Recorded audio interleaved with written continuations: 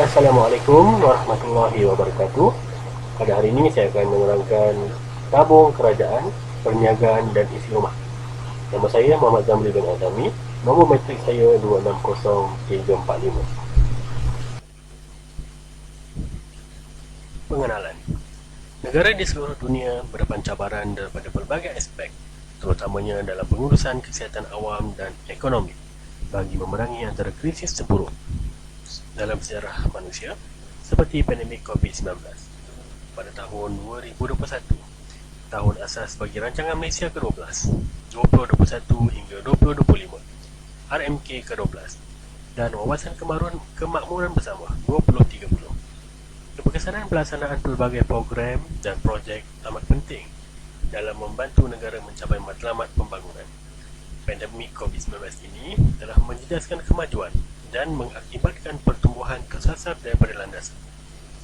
Justru itu, kerajaan telah menyediakan pelbagai bantuan sejak penularan pandemik bermula pada Mac 2020 bagi meringankan beban rakyat dan membantu perniagaan melalui 8 pakej rancangan, dan bantuan ini berjumlah 530 bilion ringgit Malaysia.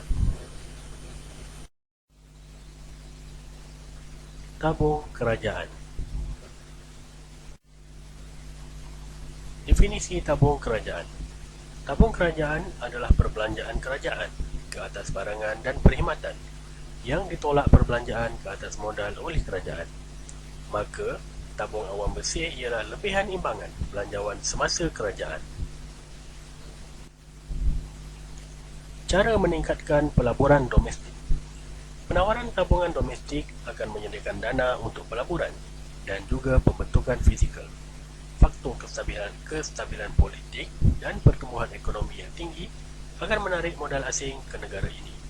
Terdapat reformasi yang dicadangkan bagi menarik pelaburan domestik, antaranya memasukkan kadar faedah siling. Kaedah ini dapat menjadikan faedah nominal boleh meningkat ke tahap keseimbangan pasaran dan seterusnya meningkatkan penawaran dana boleh pinjam.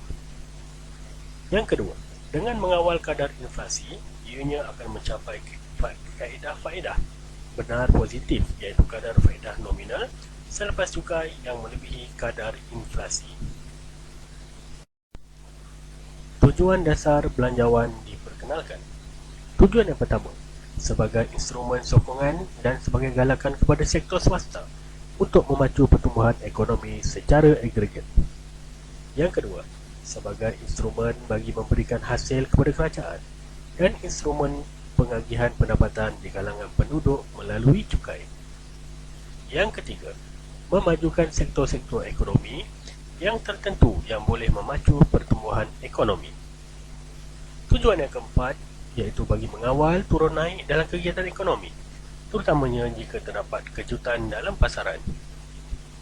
Dan yang kelima, mengawal turun naik dalam perbelanjaan agregat AE, terutamanya jika komponen pelaburan tidak menentu yang menjadikan ketidakstabilan AE. Dasar fiskal. Dasar fiskal adalah langkah-langkah yang diambil oleh kerajaan bagi mengubah perbelanjaan kerajaan dan sistem atau cukai di dalam negara. Okey, dasar fiskal terbagi kepada dua. Yang pertama, dasar fiskal diskresional, dan yang kedua adalah penstabil automatik. Dasar fiskal diskresional ialah langkah kerajaan untuk mengubah jumlah dan corak perbelanjaan sistem atau kadar cukai, seperti membuat perubahan sistem cukai, membuat perubahan atas corak perbelanjaan kerajaan dan membuat perubahan secara serentak. Bagi penstabilan automatik pula, ia berperanan bagi membaiki ketidakstabilan kitaran perniagaan, seperti contoh kemelesitan ekonomi.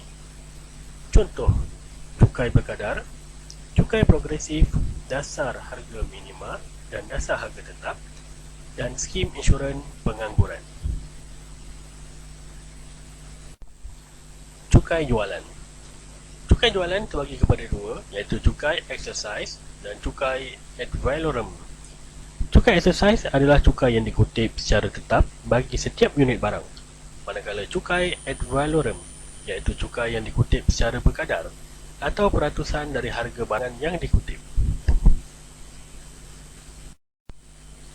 Cukai jualan. Cukai tarif. Cukai yang dikenakan apabila sesebuah negara mengimport atau mengeksport barangan daripada atau kepada sesebuah negara. Harga maksimum pula iaitu harga yang telah ditetapkan oleh pihak kerajaan, di mana tingkat harga adalah lebih rendah dari harga keseimbangan. Manakala harga minimum pula, di mana harga yang pihak kerajaan tetapkan di paras yang lebih tinggi dan harga keseimbangan. Dasar fiskal dan konsep guna tenaga penuh (GTP). Konsep guna tenaga penuh adalah di mana pengeluaran output yang paling maksima yang mampu dikeluarkan oleh sesebuah negara. Keadaan ini mampu meningkatkan kadar ekonomi negara. Sekiranya terdapat kejutan pasaran yang boleh mengurangkan atau meningkatkan AE, maka dasar fiskal akan digunakan bagi menyeimbangkan keadaan. Dasar fiskal dan kesannya ke atas ekonomi. Yang pertama, dapat mengawal kitaran perniagaan. Dengan adanya dasar fiskal, kitaran perniagaan akan menjadi lebih stabil. Yang kedua, dasar harga minima.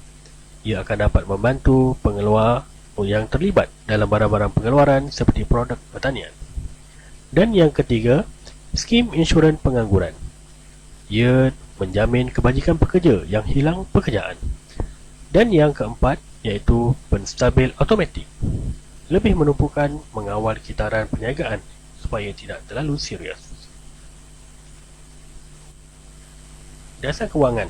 Dasar kewangan kuantitatif ialah tindakan bank negara menambah atau mengurangkan bekalan wang dalam ekonomi seperti keadaan inflasi.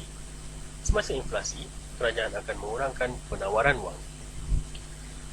Dasar kewangan kuantitatif terdapat 4 faktor. Yang pertama, operasi pasaran terbuka. Bank pusat akan menjual atau membeli surat-surat berharga kerajaan kepada orang ramai dan institusi kewangan. Jika bank perdagangan menjual semua surat-surat berharga ini, penawaran wang dalam akaun akan bertambah. Nisbah cadangan minima. Terdapat dua jenis, iaitu nisbah cadangan berkanun dan nisbah cadangan tunai. Nisbah cadangan berkanun disimpan di bank pusat, manakala nisbah cadangan tunai disimpan di bank perdagangan. Mengubah kadar bunga dan diskaun.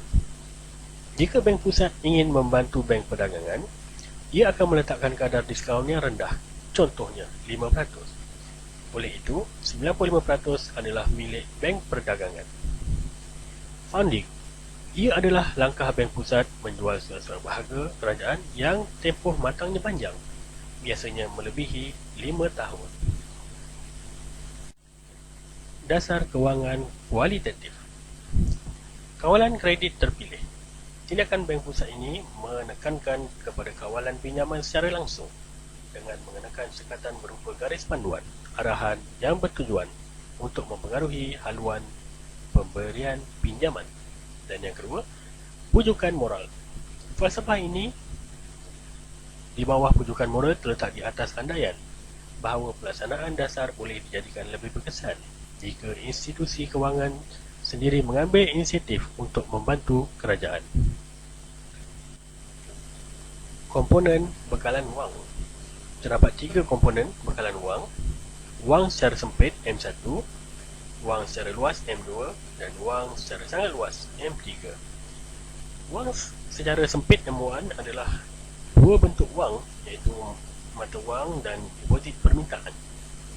Wang kertas dan wang ciling yang dikeluarkan oleh bank negara. Manakala wang secara luas M2 meliputi M1 dan separuh wang. Separuh wang iaitu meliputi deposit tabungan dan sektor swasta di bank perdagangan, sijil Bank Negara Malaysia yang dipegang oleh sektor swasta dan sijil boleh niaga yang dipegang oleh sektor swasta. Manakala wang secara sangat luas iaitu M3, komponennya meliputi M2 dan deposit tabungan dan deposit tetap sektor swasta di institusi kewangan bukan bank. Struktur institusi kewangan. Di Malaysia terdapat 3 sistem urusan bank. Yang pertama adalah Bank Negara Malaysia itu sendiri, yang merupakan bank pusat yang mengawal dan menyelia dan mewakili kerajaan dalam mencorak ekonomi negara. Bank Perdagangan merupakan kumpulan institusi kewangan yang terbesar dan terpenting di Malaysia. Bank-bank ini berperanan dalam menyediakan kemudahan deposit semasa yang membolehkan penggunaan cek. Dan yang ketiga, institusi kewangan bukan bank.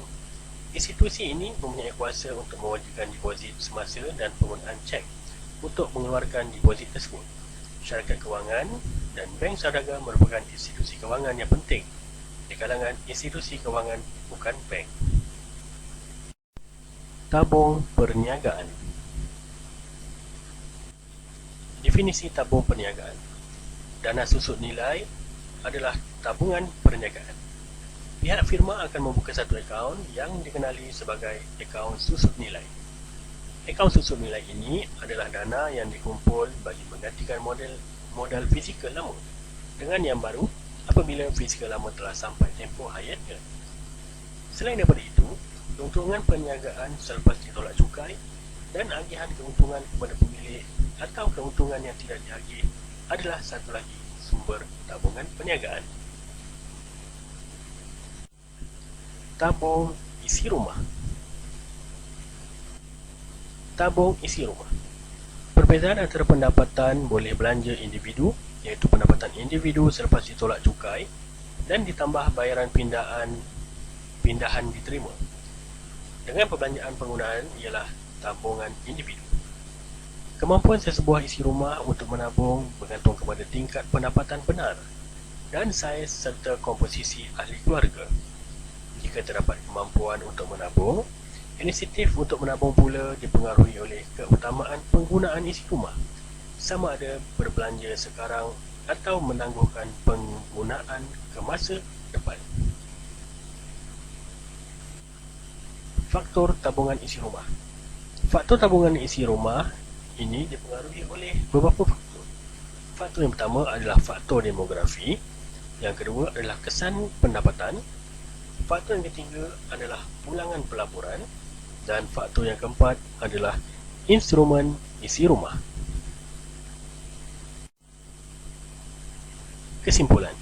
Berdasarkan perbincangan di atas menunjukkan tabung kerajaan yang akan mencorakkan tabungan perniagaan dan tabungan isi rumah. Ini kerana kerajaan mewujudkan dasar fiskal dan dasar bukan fiskal negara. Kerajaan melalui Kementerian Kewangan telah membentang belanjawan tahunan dan mendapat kelulusan di Parlimen. Kerajaan melalui bajet tahun 2022 yang bertemakan Keluarga Malaysia Makmur Sejahtera. Bajet kali ini mendukung 3 paksi utama, iaitu memperkukuh pemulihan, membina daya tahan dan memacu pembaharuan. Matlamat bajet 2022 kekal dengan 3 fokus induk, iaitu pertama, rakyat yang sejahtera, kedua, perniagaan yang berdaya tahan, dan yang ketiga, ekonomi yang makmur dan mampan. Sekian, terima kasih.